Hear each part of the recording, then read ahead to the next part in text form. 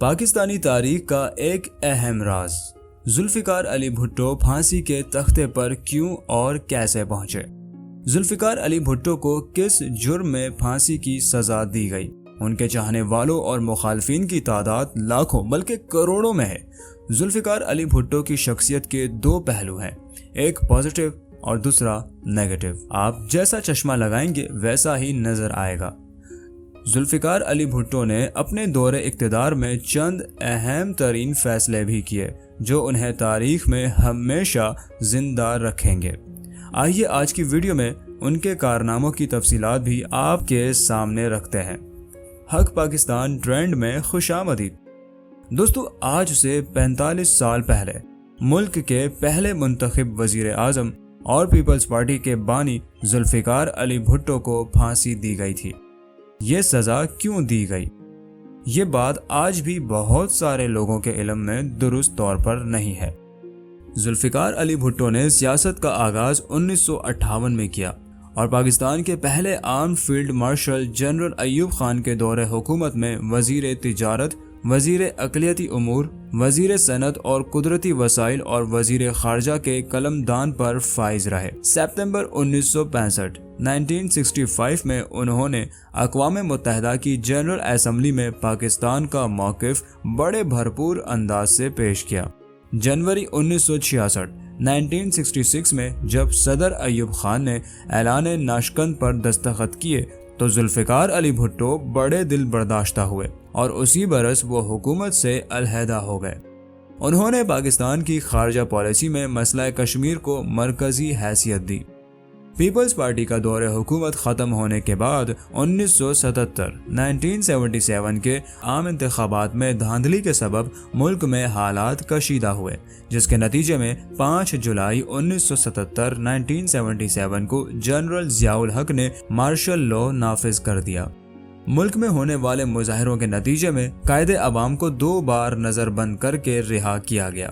تاہم بعد ازاں ذوالفقار علی بھٹو کو قتل کے ایک مقدمے میں گرفتار کر لیا گیا اور 18 مارچ 1977 کو انہیں اس قتل کے الزام میں موت کی سزا سنا دی گئی، اور یہ قتل کا مقدمہ اس وقت کے رکن قومی اسمبلی احمد رضا قصوری کے والد نواب محمد احمد خان قصوری کے قتل کا تھا۔ ذوالفقار علی بھٹو کون تھے؟ 11 نومبر 1974 کو رکن قومی اسمبلی احمد رضا قصوری لاہور میں اپنے اہل خانہ کے ساتھ گاڑی میں جا رہے تھے کہ اچانک گاڑی پر فائرنگ ہوئی، جس سے ان کے والد نواب محمد احمد خان جاں بحق ہو گئے۔ احمد رضا قصوری نے موقف اختیار کیا کہ ان پر فائرنگ بھٹو کے کہنے پر کی گئی ہے۔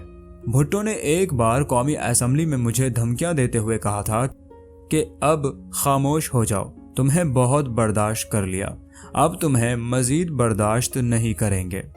قصوری نے FIR درج کرائی۔ وہ مارشل لا کے نفاذ تک چپ رہے، لیکن مارشل لا لگتے ہی انہوں نے یہ معاملہ دوبارہ اٹھا دیا۔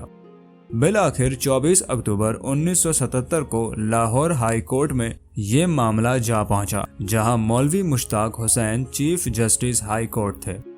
مولوی مشتاق حسین سن 1965 میں ذوالفقار علی بھٹو کے فارن سیکرٹری کی حیثیت سے کام کر چکے تھے۔ ان کے اور ذوالفقار علی بھٹو کے درمیان اختلافات سب کے سامنے تھے۔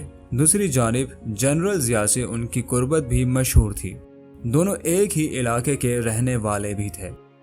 مقدمے میں تحقیقات کے دوران 4 شریک ملزمان کو بھی شامل کیا گیا جنہوں نے اقبال جرم کیا تھا، تاہم ان میں سے ایک عدالت میں آ کر اپنے بیان سے پھر گیا کہ اس سے یہ بیان تشدد کے زور پر لیا گیا تھا۔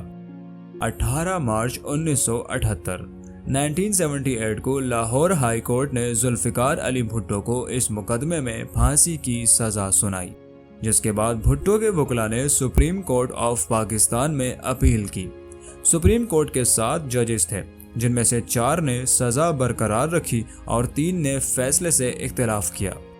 اس دوران کئی عالمی سربراہان مملکت نے جنرل ضیاء الحق سے درخواست کی کہ اس فیصلے پر نظر ثانی کی جائے، تاہم انہوں نے اسے منظور نہیں کیا۔ لیبیا کے صدر معمر قذافی نے اپنے وزیر اعظم کو خصوصی طیارے کے ہمراہ اسلام آباد بھیجا، جہاں انہوں نے اعلیٰ سطحی ملاقاتیں کی اور درخواست کی کہ بھٹو کو ملک بدر کر دیا جائے اور لیبیا انہیں اپنے پاس رکھ لے گا۔ لیبیا کے وزیر اعظم جالود ایک ہفتے تک اسلام آباد ایئرپورٹ پر اپنے طیارے کے ہمراہ موجود رہے، تاہم انہیں بھی انکار کر دیا گیا۔ ذوالفقار علی بھٹو قانون کے مطابق اس وقت کے صدر ضیاء الحق سے رحم کی اپیل کر سکتے تھے، لیکن ان کے ارادے دیکھتے ہوئے انہوں نے اپیل دائر نہیں کی اور انکار کر دیا، جس کے بعد 4 اپریل کو بھٹو کو پھانسی دے دی گئی۔ پاکستان پیپلز پارٹی کے بانی اور سابق وزیر اعظم ذوالفقار علی بھٹو سے کسی کو جتنا بھی اختلاف ہو، لیکن ایک بات تسلیم شدہ ہے کہ وہ ایک قومی لیڈر تھے اور ان کے اندر ذہانت کوٹ کوٹ کر بھری ہوئی تھی۔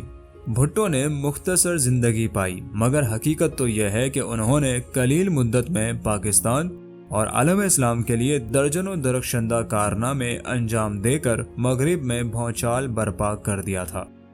وہ پی پی کے پلیٹ فارم سے طوفان بن کر اٹھے اور ملک کے غریب، نادار، محنت کشوں، کسانوں اور آمریت زدہ عوام کی والہانہ عقیدت، حمایت، طلسماتی اور جادوئی اثرات رکھنے والی شخصیت کے بلبوتے پر کارزار سیاست پر آندھی کی طرح چھا گئے۔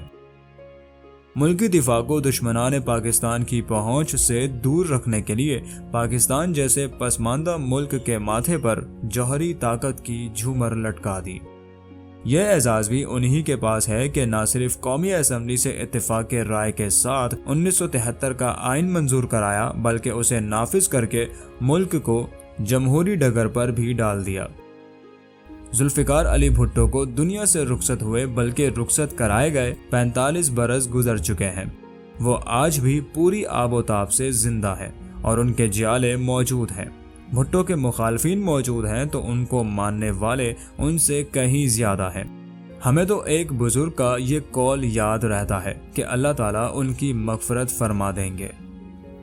بھٹو کے لیے اتنا ہی کافی ہے کہ انہی کے دور میں ایک طویل اور تفصیلی بحث کے بعد ختم نبوت کے حوالے سے آئینی ترمیم منظور ہوئی اور قادیانیوں کو غیر مسلم قرار دیا گیا۔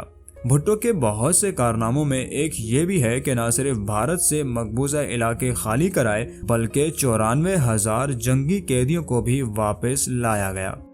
پاکستان میں ہونے والی اسلامی کانفرنس کے تینوں کرتا دھرتا آج اس دنیا میں موجود نہیں ہے۔ شاہ فیصل اور ذوالفقار علی بھٹو کے بعد کرنل قذافی کے لیے بھی غیر فطری موت ہی کا بندوبست کیا گیا، لیکن ان عناصر کا کوئی بھلا نہیں ہوا جنہوں نے ان غیر فطری اموات بلکہ قتل کے منصوبے بنا کر ان پر عمل کرایا۔ دنیا میں آج بھی یہ نام زندہ ہے۔ حق پاکستان ٹرینڈ کی آج کی ویڈیو میں اتنا ہی۔ مزید اس طرح کی معلوماتی ویڈیوز کے لیے چینل کو سبسکرائب کیجیے اور بیل آئیکن پر لازمی کلک کریں۔